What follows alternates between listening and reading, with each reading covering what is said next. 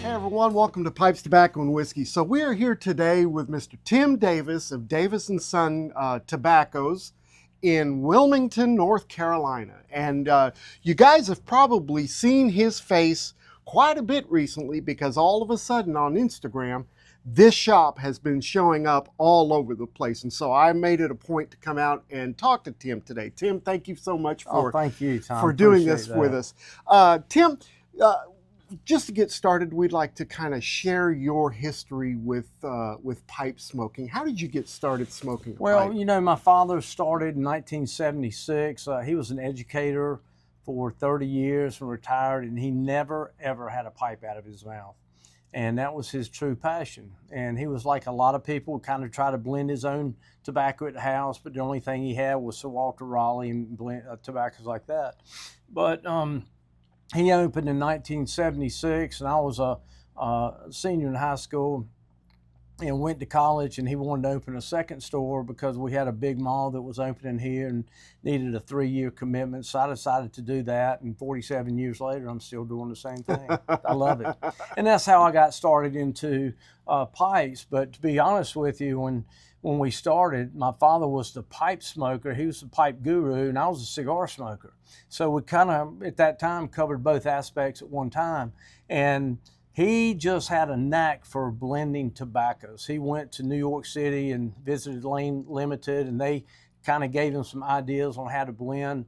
And we still have 12 of the original 16 blends that we started with in 1976. But for me, it wasn't as easy to learn to blend. It took me a couple years to learn how to blend and to learn what goes with what and what doesn't cancel out one another and things like that. So it was a process. But So when did this store start? When did you guys start with this particular store? Well, 1976. 76. We opened a store in Longleaf Mall, and we moved within that mall 3 times. And then in 1998, this was an old fish and chips building, and we bought that and moved over here. So we've been here for 27 years.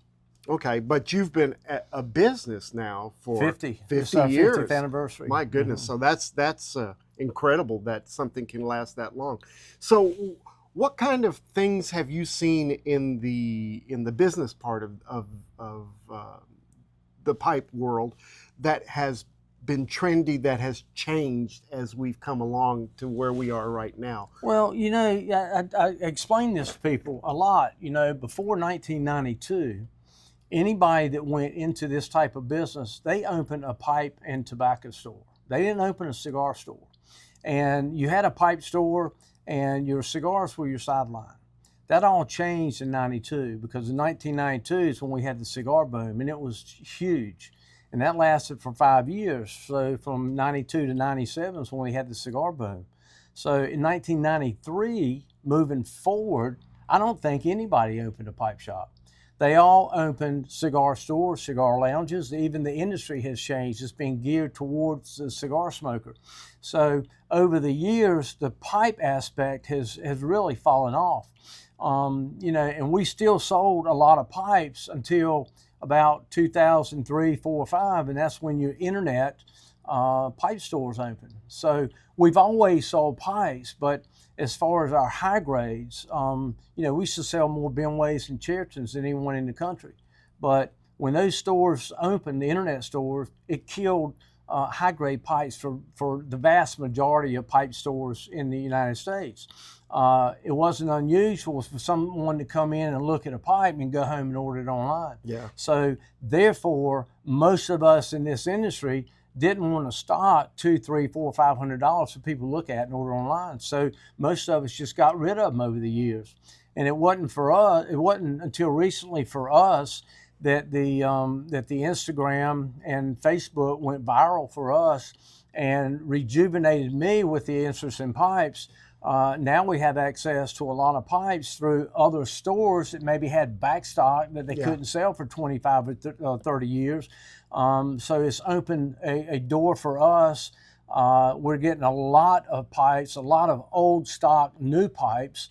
It's just been phenomenal. It's just really rejuvenated me with the spirit of pipe smoking that really was lost about 20 years ago. Yeah, I was walking around and noticed that a lot of these new pipes, some of the Meerschaum things, and then, I saw a Sassini 4-dot over here that's absolutely. probably what, 30 years old, 40 years old. Exactly. It's amazing. So yeah. So see what has happened is because of the Instagram, we did a friend of mine had some Thomas Cristianos that he had in stock, and we were talking about one day, and I said, hey, Thomas died 25 years ago. He said, yeah, I know. He's a good friend of mine, and Thomas was a real good friend of mine, and he had not only pipes made by Thomas Cristiano, but they were his signature pieces, okay, which is the highest line he had. Right. So I bought all those, and then, which wasn't many, it was like 12 or 13. And then I had a store that contacted me and said, hey, I've got about 14 Thomas Cristiano signatures. Are you interested? I said, absolutely. So stores are following me, and they'll call me and say, hey, I've got some of these old pipes. You interested? They're new in the box. I always ask them to send me a picture because I don't want something that's been sitting under fluorescent lights for 25 years and is light natural color on one side. You flip it over and it's and bright the stem red. is all oxidated. Yeah, absolutely. Yeah. So it's opened the door for us. It's opened the door for them that couldn't sell those pipes, because they've lost it with the internet. So one of the guys that follows our videos said that I had to try some particular tobacco blends that you guys have here. Tell me a little bit about your house blends. How do you guys work those? Oh wow! Well, when my father opened the business, of course he went to Lane Limited, and Lane Limited had a lot of pre-blended tobaccos. But one of the fellows up there recommended showing my dad how to blend, and because we're a port city and we have a lot of tourists that come in here, plus we had at that time DuPont, GE, and a lot of people moving in and all the time, we wanted to have blends that couldn't be replicated somewhere else in the country. If they go back to Cincinnati, we wanted them to smoke our blends. So all of our blends are our own blends. Now we might use some of those tobaccos somewhere in the bases of it, but we wanted our original blends, and that's how that started.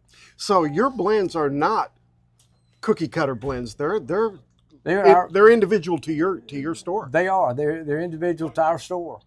So what are some of your best selling house blends right now? Oh gosh, Danish Mad is our #1 seller. That's been our #1 seller for almost 50 years. My dad, when he was in World War II, he smoked Sir Walter Raleigh, and just a regular Sir Walter Raleigh, not the aromatic. And when we opened the business, we had a base pressed burley. And that's what he smoked. That was the closest thing to Sir Walter Raleigh. But after about a year, he decided to do something to tone it down a little bit. So he used the toasted Cavendish and also another burley in there. And that was what he smoked. And so many people wanted to know what Jack smoked, and they tried it, and it just took over. And today I sell 3 times more of that than I do any other blend. My goodness. I'm mixing that all the time. So that's a burley base, is what you're saying. It's all burley. So do you have like any Virginia Creek blends? What, oh yeah, aromatics, Englishes? Yeah, we really sell a lot more aromatics than we do Englishes. And that's a sign of the times, I think. But I mean, I've always been an aromatic smoker, and I mean, I do smoke an English occasionally, but my cup of tea is going to be aromatics. I just always like that. And I've had a number of young fellas come in here and say, hey, I've read through a blog that you're not a real smoker unless you smoke Englishes. And I say, hey, that's great for an English smoker. Nothing bad about that, but nobody can tell you what you're supposed to smoke. You either like an English, or you like an aromatic, or you like a natural tobacco. Teach his own. Smoke what you like. Yeah, absolutely. That's what you should do. That's right. I mean, if you're going to enjoy it, spend the money on a pipe or whatever, why not? Yeah.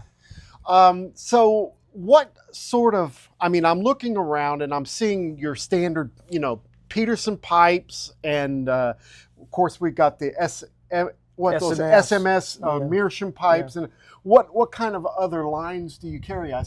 We got Peterson behind us. We got some Rossi here. Yeah, we don't have that many because there's not that many companies that sell sell pipes anymore. Yeah, yeah. You know, about 5 years ago, most of them shut their doors, and because of the FDA regulations, they want to somehow or another approve every pipe that's made. And so right now I sell Savinelli, Peterson, Ferros.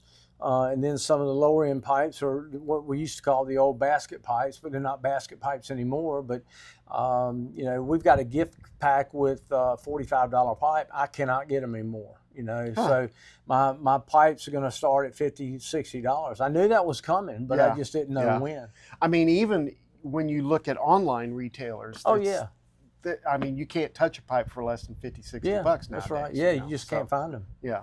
Of quality anyway. There's a lot of that stuff. That plastic pipes or whatever. Yeah, those junkers you get on Amazon. Yeah, that's right. Yeah. And I have people that bring those in all the time. They don't know. You know, they're just trying to have an interest in smoking a pipe. They just go online and buy something. So I want to, while I'm here, I'm going to pick up a few blends so that we can review some of those online, and maybe you can get some folks to try some of your blends. But what's the best way to order from you if they want to look? Do you have a website? I have a website, but my website is a little bit different because my credit card processing company will not allow me to have an online store. Okay, so you cannot order online. So therefore, you have to call in. Okay. And our number is 910-791-6688. And I'll put that in the description. Yeah, and you know, you have to call in. Sometimes it might take a day or so to get through to us because our phone lines are tied up. We spend time with each customer. We like to explain what they're getting, especially on the executive pipe kits or anything they may see online. So we try to help them go through the process of selecting the right pipe and the right tobacco for them.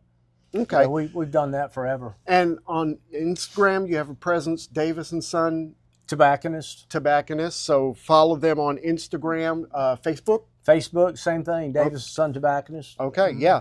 Guys, I've been here for 30 minutes now, walking around and checking this place out. This is a true pipe store. This is not your, cigar lounge that has a few pipes hanging on the wall. This is a verified pipe place. I mean, I'm looking at some of the tobaccos that we have here, along with his house blends. I mean, where are you going to find some of these Stokeby roll your owns or whatever like that? You don't find them anyplace anywhere anymore. The nice house pipes here. Here's those Ferros that he was talking about. The Thomas Cristianos are here. I saw a couple of those. Nice line of Peterson pipes. I mean, gang, if you need it, it's here. So I encourage you to check him out. Get on his Instagram. Communicate with him. We'll post his phone number on the description. And call him and tell him what you need. I'm sure they'll make sure they've got it. And just let the viewers know that we've got a lot more pipes than what's shown online on our website. We just have a hard time getting them on the website. And just stay tuned. We'll get that up sooner or later. And he shows a bunch of those guys on the Instagram feeds. So, or like I was watching the other day, the tobacco lesson of the day, there's always great information out there regarding pipe smoking, tobaccos. You need to watch that because it's great information, and you're going to see some great products as well. So, Tim, thank you very much for being with us today. Thank you so much. I'm glad you made the effort to come by and see us. I'm glad I did too. This has been a real treat. And guys, you need to come and check this place out. This is awesome. You're ever in the Wilmington area, it's easy to get to, and plenty of parking, nice little store. You'll enjoy it. You'll have a great time. And that's Wilmington, North Carolina. Yeah, Wilmington, North Carolina, not in, what is that, Delaware or Maine or where? Number of Wilmington. All right, guys. Hey, hope you have a great week. Don't forget, make all your piping moments count. We'll see you next time. Take care. See you later. Bye-bye.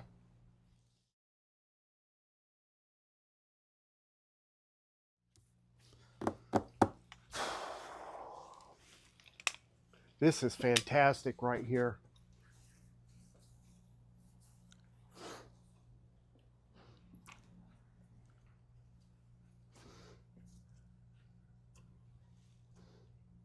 There's a lot of history in this store. Oh, absolutely.